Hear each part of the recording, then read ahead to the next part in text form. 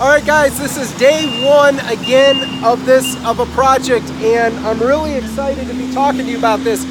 This hillside behind me is a mess. This is what happens when it gets away from you and you don't have time as a homeowner to maintain it season by season, and it goes a couple of seasons without weeding it, and it just gets out of control, just like this hillside behind me. So what we're going to be doing is we're going to take every single plant, every single green thing on this hillside out. Additionally, this hillside slopes right into the back of the house. So you can see where there's no sod that there's a lot of water problems.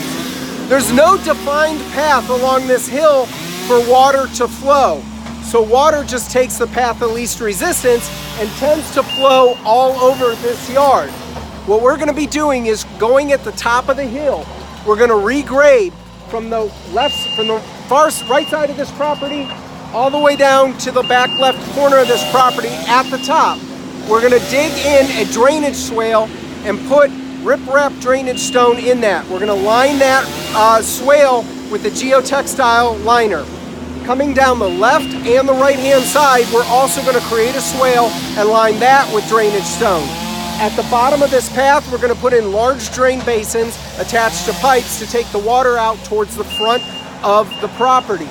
So what we're doing is we're creating a plan and a direction for water to come across the back and down either the left or the right-hand side.